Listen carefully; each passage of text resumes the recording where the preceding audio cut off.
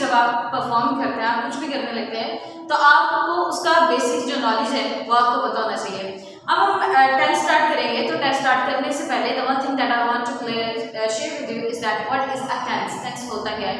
Tense is a time that tells us about what has happened, what is happening and what will happen.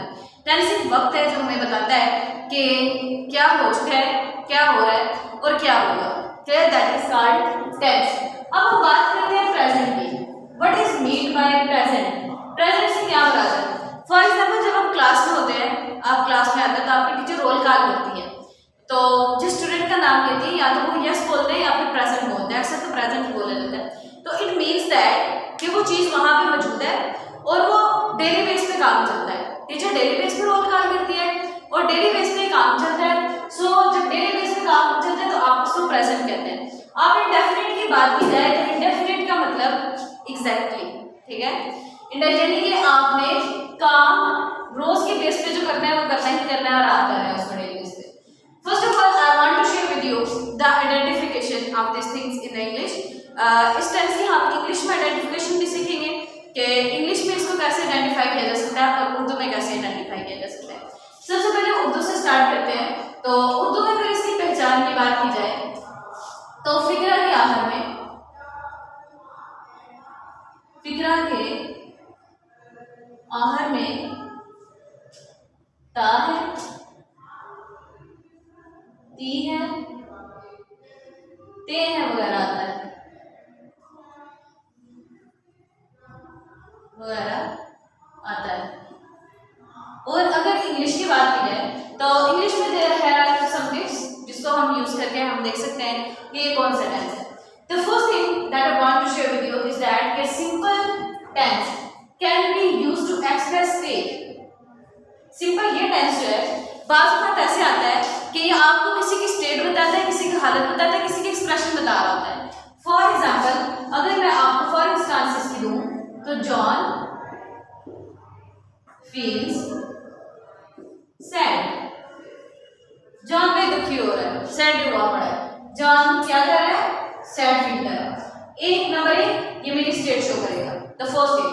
Second thing, it can describe repeating actions और habits.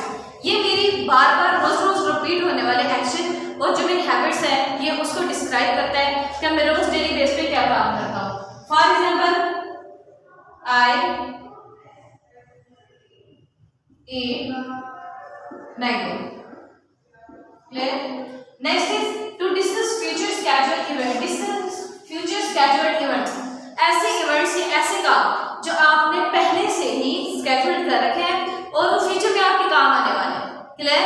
यानी कि future में वो daily base पे चला करेंगे लेकिन आप ऑलरेडी उनको स्केड्यूल कर चुके हैं, उनके लिए भी आप यूज करते हैं। For example train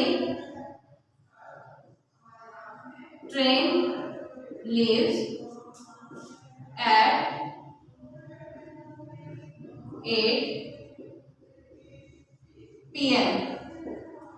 Next, for all the things that are always true. ऐसी चीजें जो हमेशा ही ट्रू होती हैं, जिनमें किसी किस्म का कोई झूठ नहीं हो सकता, जिनमें कोई चेंजिंग नहीं लाई जा सकती। फॉर एग्जाम्पल यूनिवर्सल ट्रूथ की बात कर ले तो यूनिवर्सल ट्रूथ में ये है कि सूरज मशरिक से ही निकलता है और मगरिब में ही गुरूब होता है। चांद रात के वक्त ही निकलता है और सितारे भी रात के वक्त आते हैं। इनमें आप चेंज नहीं कर सकते। Clear? Sun sets in the west and rises from the east. ये यूनिवर्सल ट्रूथ है, इनको आप चेंज नहीं कर सकते। Same as star shines in the night, सितारे रात को ही चमकते हैं, तो क्या है आप उसको भी चेंज नहीं कर सकते।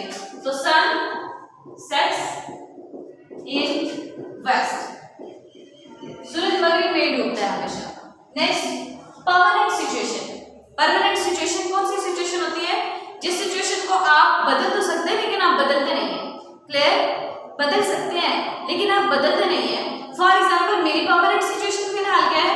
I am teacher, I am your student. आप यहाँ सारे जो बैठे हैं वो सारे के सारे स्टूडेंट हैं और मैं जो आपके सामने खड़ी हूँ मैं टीचर हूँ। क्लियर? ये हमारी परमानेंट सिचुएशन है। I am teacher. So these were the tips. The first tip was that simple tense can be used to express state. Simple tense को आप किसी की भी state यूज कर रहे हैं, explain करने के लिए यूज कर सकते हैं। For example, John feels sad. Second thing है आप इसमें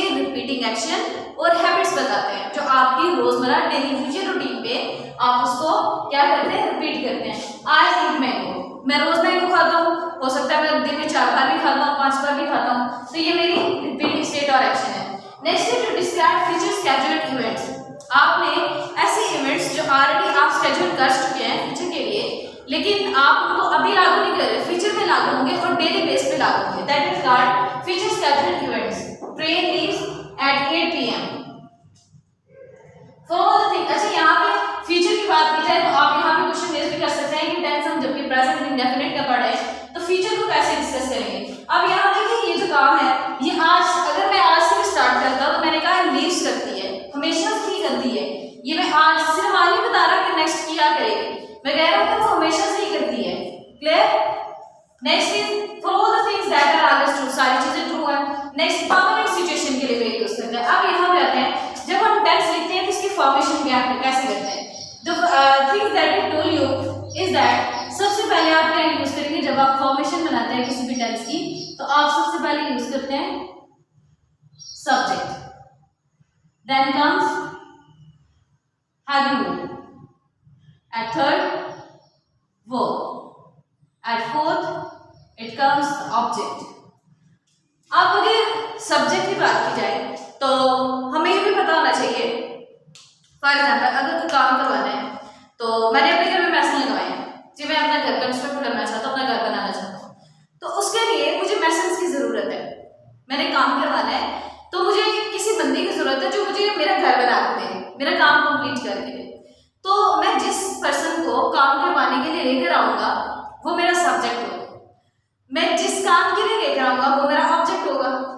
क्लियर? जो मैं काम उसे करवाऊंगा वो मेरा ऑब्जेक्ट होगा और जिस काम के लिए लेकर आऊंगा वो मेरा फेल होगा, वर्ब होगा। फॉर एग्जाम्पल मैंने आपको कहा कि मैं घर बनवाने के लिए लेकर आ रहा हूँ, ठीक है? क्या बनवाने के लिए? घर बनवाने के लिए। बनवाना क्या है? घर। तो घर मेरा ऑब्जेक्ट हो गया। किससे बनवाना है? मैसेज से बनवाना है, मैसेज मेरा सब्जेक्ट हो गया। क्लियर? और क्या क्या करना है? घर को क्या करना है? कंस्ट्रक्ट करना है, तो कंस्ट्रक्ट मेरी वर्ब है, यानी कि एक्शन शो किया जाता है। अब अगर हेल्पिंग वर्ब की बात की जाए तो हेल्पिंग वर्ब मैंने आपको बहुत दफा ये बताया कि हेल्पिंग वर्ब जब हम यूज करते हैं तो हम अपनी स्टेट को देख के यूज करते हैं कि मेरे पास स्टेट कौन सी है। अब मेरे पास प्रेजेंट की स्टेट है तो मैं इसको सिंपल वर्ड्स में कहूँगा कि जब मैं इसको यूज करूंगा अफर्मेटिव टेंस में तो मैं एस या ईएस की एडिशन करूंगा, और अगर नेगेटिव में चला जाए तो डू और डज का कर। क्लियर? वर्ब की कौन सी फॉर्म यूज की जाती है? वर्ब की जो फॉर्म यूज करी जाती है हमेशा वो first form of verb use की जाती है। क्लियर? इंडेफिनिट टेंस में हमेशा कौन सी फॉर्म यूज की जाती है? First form of verb use की जाती है। अब मैंने आपको जैसे पहले ही बता दिया कि ये कुछ मेरे पास टिप्स हैं जिनको मैं यूज करके अपने टेंस को इजीली, अपने सेंटेंसेस को इजीली हैंडल कर सकता हूँ। अब अगर उर्दू की बात की जाए, उर्दू से ट्रांसलेट इनटू इंग्लिश करना है तो उसके लिए आपको कुछ चीजों का ख्याल रखना पड़ता है। मैं यहाँ पे टेंस लिखता हूँ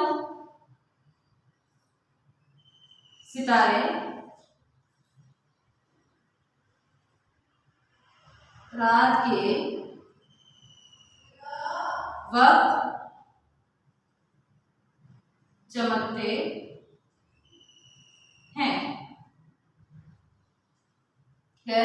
अब यहाँ पे एक चीज क्लियर कर लेते हैं, आप एस या ईएस किसके साथ लगाते हैं? ऐसे आप लगाते हैं ऐसे वर्ड्स जिनके लास्ट में कॉन्सोनेंट करते हैं, और ये ऐसा आप लगाते हैं जिसपे वाल आते हैं। Let's start. अब यहाँ पे आते हैं सितारे रात के वक्त चमकते हैं। सबसे पहले मेरे पास सब्जेक्ट क्या है? सितारे, क्योंकि सितारे चमक रहे हैं। सितारे क्या करते हैं? चमकते हैं। फिर वो next come Shazia washes the clothes. Here comes the washes because that Shazia is a singular person and singular person comes with always e or s or es. Shazia does not addition of does not in the negative tense does not washes the cloth, and in